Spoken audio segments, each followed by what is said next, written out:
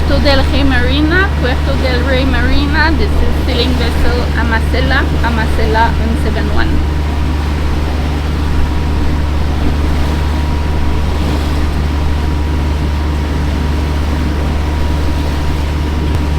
Ça rend toute opération comme tellement, je trouve, plus stressante, c'est d'arriver puis que... Mais c'est surtout que je comprends pas pourquoi ils ne répondent jamais. Il n'y a aucune marina qui répond à la radio. Jamais. C'est capoté.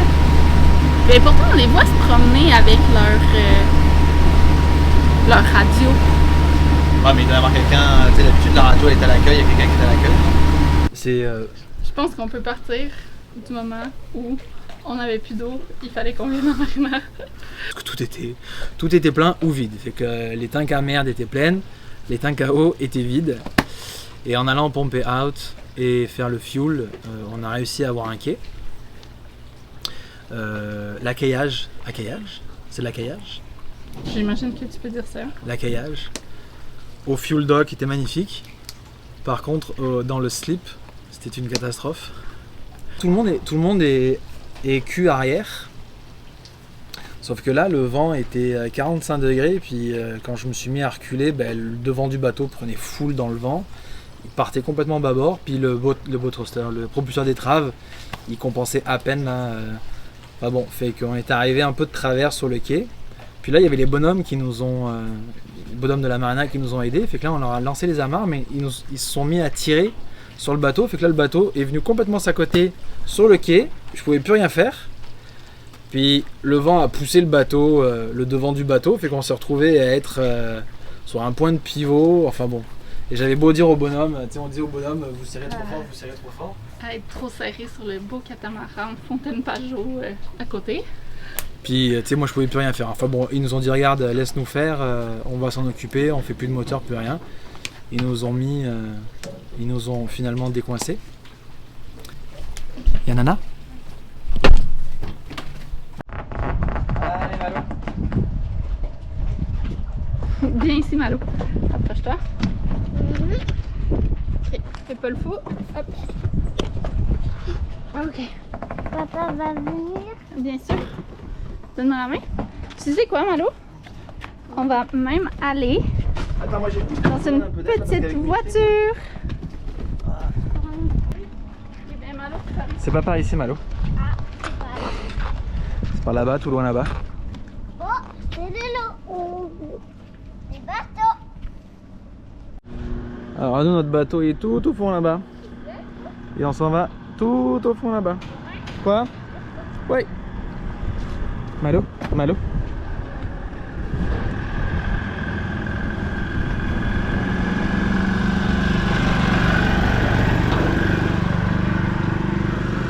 C'est pas pour nous. Nous voilà à Safe Harbor, Puerto del Rey, à l'extrémité est de Porto Rico. La marina serait apparemment la plus grande des Caraïbes avec 1200 places réparties entre les places à quai et les places en cale sèche. Pour le coup, quand la voiturette de golf te fait faux bond, ça prend 15 minutes à pied pour aller à l'accueil.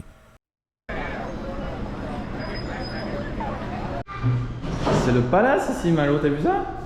Ouais. Excusez, pardon. Ça sent un peu comme notre bateau. Ça sent le propre dans la machine à propre. Mais on va y Des femmes de VTT. Ouais, Les. Tout seul, Malo, tout seul. Quel travail d'équipe. Vas-y, avance.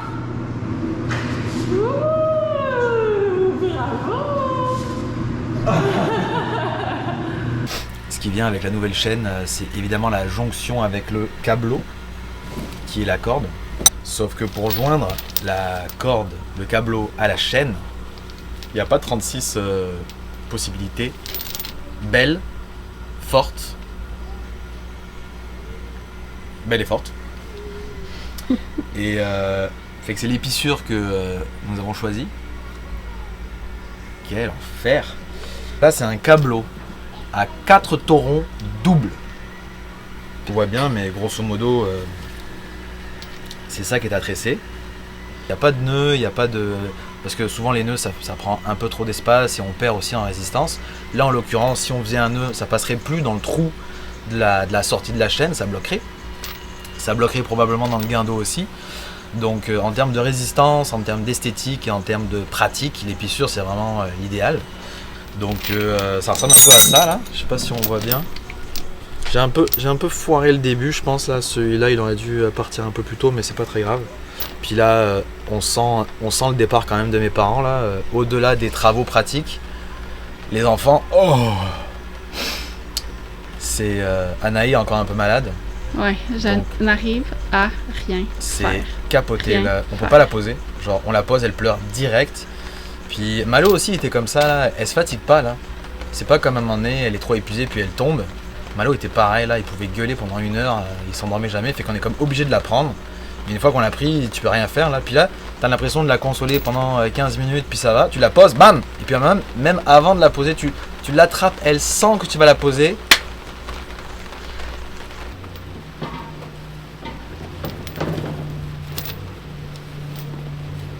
Alors, on marque notre nouvelle chaîne d'encre à chaque 10 mètres. Alors, on l'étend sous un petit crachin qui fait vraiment du bien. Hein, Anaï, t'es d'accord? Ça fait du bien la pluie? Oui. C'est la chaîne. Attention à tes petits pieds. Hop, voilà. Wouh!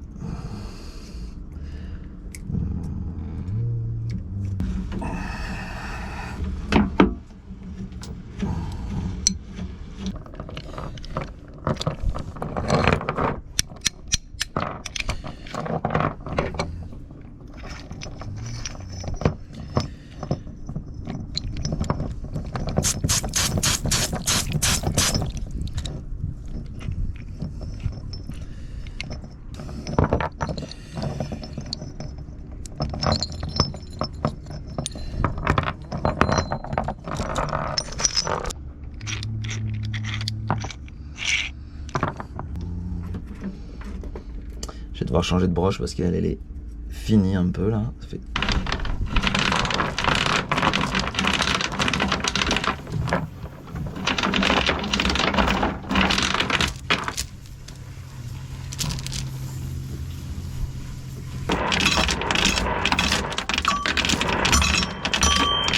Quand on est rentré à la marina et qu'on a déposé mes parents, on a profité pour faire le plein d'eau, le diesel et le pump out.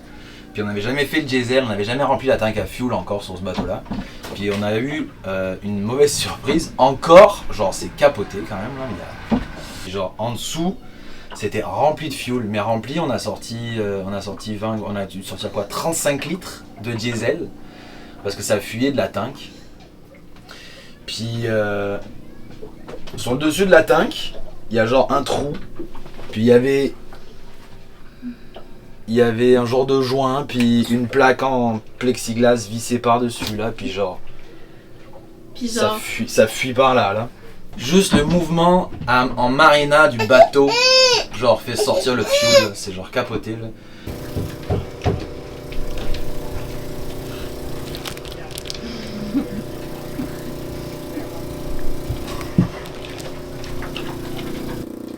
Hey, good morning. So, did you find any trouble with the engine? Okay.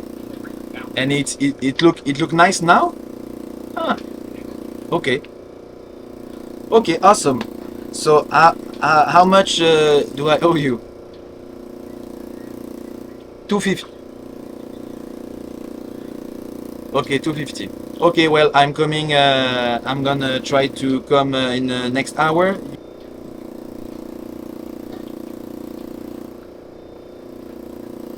C'est quoi le problème? Et il n'a pas tout compris. Il dit que le niveau d'huile de quelque chose était beaucoup trop plein. Mais nous, on n'avait pas rajouté d'huile. Mais je sais pas si ça peut être le niveau d'huile du pied, ça peut être le niveau d'huile du moteur, ça j'ai pas trop compris. Après, il y avait un truc avec le idle qui était fermé. Ok. Il y a quelque chose qui était fermé. Et il a démonté le carburateur, il l'a remonté. Il a vidangé le moteur, il a remis de l'huile. 250 balles. Parce que c'était emergency. Ok.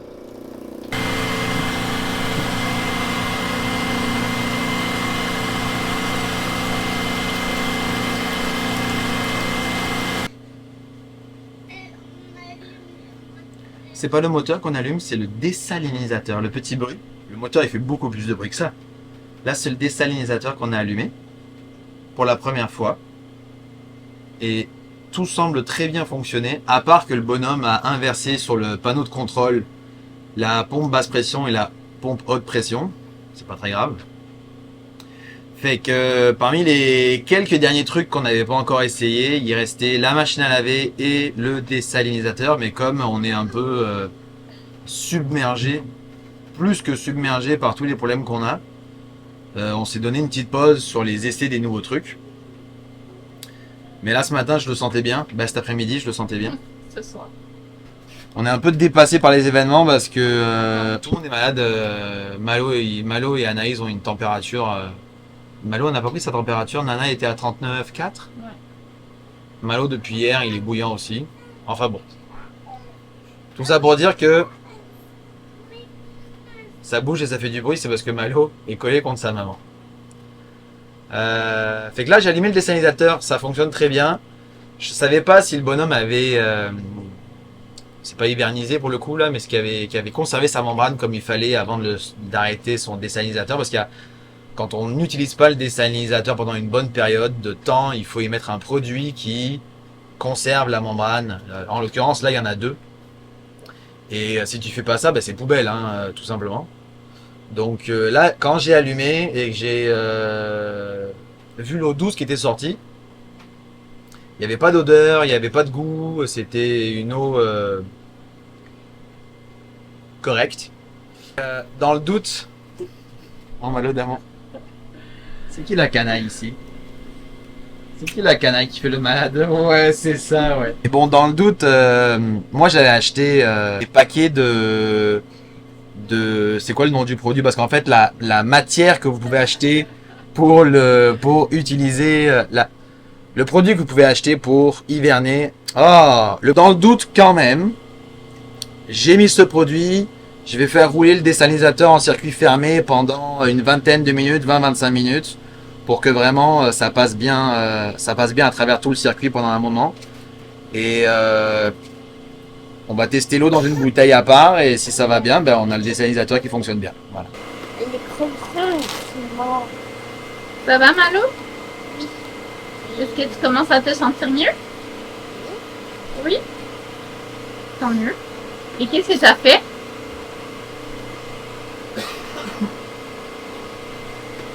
Qu'est-ce que t'as fait? Parce T'as mis une que couche à Mickey Mouse.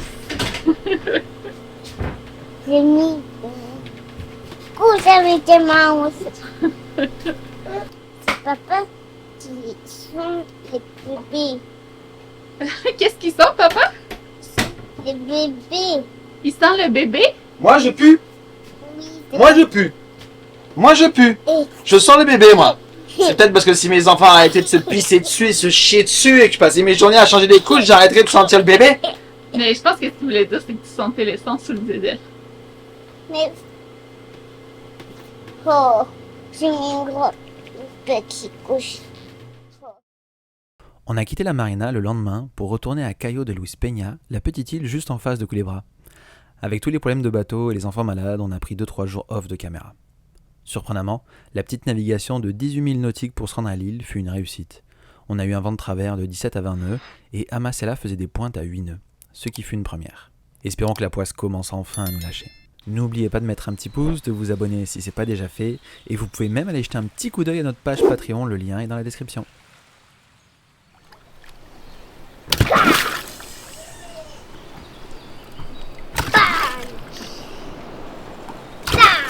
Ça va Malo? Ouais, ça fait des grosses places. Tu fais des grosses plages?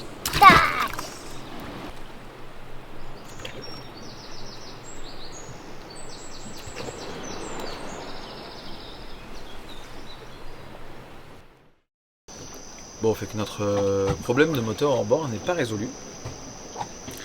Ce qui est un peu plate parce que on était allé à la marina Puerto del Rey Marina.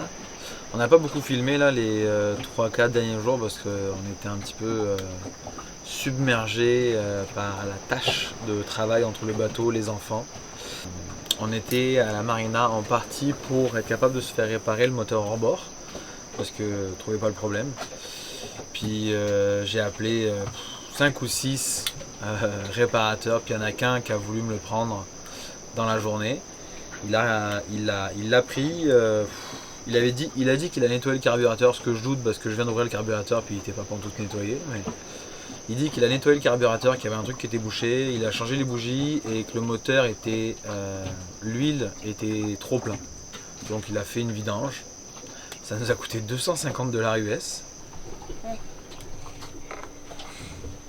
C'est qui le petit garçon qui dort pas?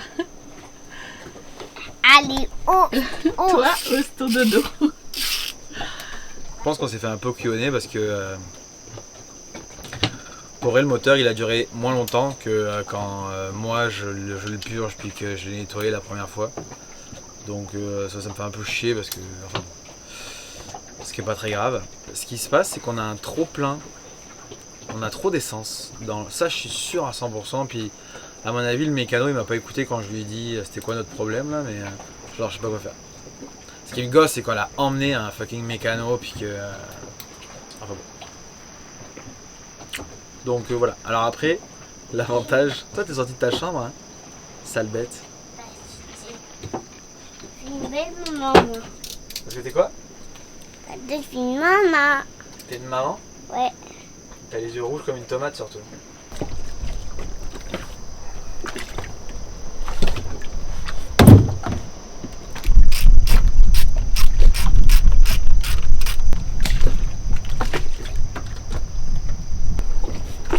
As-tu l'intention de démarrer?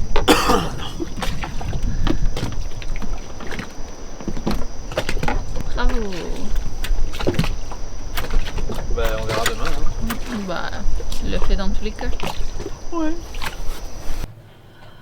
Qu'est-ce que tu regardes? Mother's Instinct? Ah mais tu l'as pas fini encore? Mais non! Ah mais pauvre toi. Ça doit faire une semaine que je le regarde. Très bon.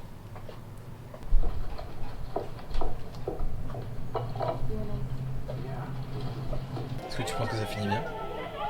Sûrement pas.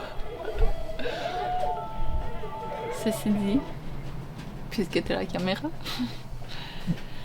j'ai pris la température d'Anaï juste avant qu'elle aille se coucher, puis il était rendu à 37,2.